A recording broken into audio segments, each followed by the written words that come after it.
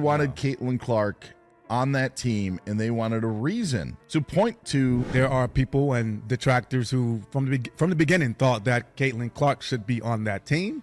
What if I told you Team USA's gold medal didn't silence the critics? Diana Taurasi's frustration over Caitlin Clark's absence from the Olympic team has sparked a firestorm. Fans wanted Clark, and now everyone's asking, did leaving her out cost us more than just points on the scoreboard? Let's talk about Caitlin Clark, the rookie phenom who's turning the WNBA upside down. This girl's not just good, she's rewriting the record books. Clark's putting up numbers that have veterans looking over their shoulders. We're talking top 12 in points scored, top 20 in rebounds, and she's absolutely lethal from beyond the arc, ranking 5th in three-pointers made. But here's the kicker, Clark's impact goes way beyond the stat sheet. She is the Michael Jordan. Like, I know you're not a major basketball Him, I person, but she is the Michael Jordan of female basketball. How? With Caitlin Clark playing? 2.12 million on May 14th, 1.71 million on. You know how some players just have that it factor. Clark's got it in spades. The Indiana Fever, her team, is pulling in crowds like never before. We're talking over 16,000 fans per game. That's not just a little bump, it's a seismic shift in WNBA attendance. And TV ratings through the roof. The league's reporting that 14 of the 16 most watched games this season featured the Fever. Coincidence? I think not. But hold up, if Clark's such a game changer, why wasn't she at the Olympics? That's the million-dollar question that had fans and experts scratching their heads. The decision to leave her off Team USA sparked a firestorm of controversy. People were asking, how could you not take the hottest player in women's basketball to the biggest stage in sport? It's not just about what Clark could have done on the court. Think about the buzz, the excitement she could have generated for women's basketball worldwide. Fans were disappointed, reporters were bummed. Everyone wanted a piece of the Clark story at the Olympics, but it wasn't to be. So what happens when you leave a superstar at home? You get a whole lot of what ifs. What if Clark had been there to light up the scoreboard? What if her star power had drawn more eyes to the women's tournament? The Olympics are all about showcasing the best of the best, and some argue that without Clark, women's basketball missed a golden opportunity to captivate a global audience. Now, don't get me wrong, Team USA is stacked with talent. But in sports, sometimes you need that X factor, that player who can single-handedly change the game and capture the imagination of fans. Clark has proven she's that kind of player in the WNBA. Just imagine what she could have done on the Olympic stage. The Clark effect isn't just about one player, it's about the future of women's basketball. Her exclusion from the Olympic team raises bigger questions about how we build our national teams and promote the sport. Are we playing it safe with tried and true veterans? Or are we willing to bet on rising stars who could take the game to new heights? This isn't just about wins and losses, it's about growing the sport, attracting new fans, and inspiring the next generation of players. Clark's doing all of that in the WNBA. Her jersey sales are through the roof, and she's bringing new eyes to the game. That's the kind of impact that could have been amplified on the global stage of the Olympics. You might think winning an Olympic gold medal would be the ultimate triumph, but for Team USA's women's basketball squad, it felt more like a narrow escape. Let's break down what happened in Tokyo, because it's a story that's got everyone talking. Team USA entered the Olympics as heavy favorites, but their performance was anything but dominant. They struggled through the tournament, looking shaky and uncertain. It all came to a head in the final against France, where they barely scraped by with a 1-point victory. 1 point. That's not the kind of margin we're used to seeing from a team that's supposed to be head and shoulders above the rest. But here's the kicker, it wasn't just about what happened on the court. The stands were practically empty for many of Team USA's games. We're talking about crowds of just 13,000 in arenas that can hold 20,000. The Olympics official website. Team USA's win over Japan only drew 13,040 fans.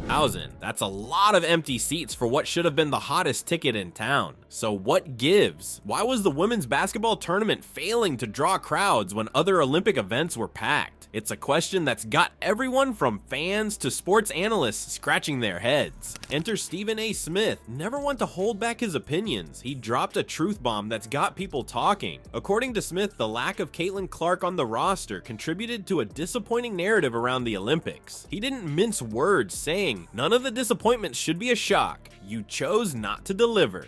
Ouch. But is he on to something? Clark's been lighting up the WNBA, drawing massive crowds and boosting TV ratings. Could her star power have made a difference in Tokyo? It's not just about star power though. Team USA's performance raised some serious questions about player selection and strategy. They committed 19 turnovers in the final game, and their shooting was off. That's not the kind of play you expect from the best of the best. So why did they struggle so much? Some are pointing fingers at the decision to include veterans like Diana Taurasi and Chelsea Gray over younger, more dynamic players. It's a classic sports dilemma. Do you go with experience or fresh talent? The gold medal is hanging around their necks, sure, but at what cost? The team's struggles have sparked a debate about the future of women's basketball on the international stage. Are we stuck in the past, relying on old strategies and familiar faces? Or is it time for a shakeup? This isn't just about one tournament, it's about the direction of women's basketball as a whole. The sport is evolving and fast. New stars are emerging, playing styles are changing, and fan expectations are higher than ever. The question is, can Team USA keep up? The Olympics are supposed to be a showcase of the best talent in the world, but if the stands are empty and the games are nail-biters against teams they should be beating handily, something's gotta give. You know, it's an amazing week for us as a franchise, as a city, as a league, where we're at right now. All right, let's talk about Diana Taurasi. The GOAT of women's basketball found herself in a tough spot at the Olympics, and it's got everyone talking. Taurasi's performance wasn't just below her usual standards. It was a wake-up call that echoed through the basketball world. Remember when Taurasi could dominate a game from start to finish? Those days seem like ancient history now. In Tokyo, she struggled to keep up with younger, faster players. Her shooting was off, her defense was shaky, and suddenly the unthinkable happened. People started questioning if she even belonged on the team.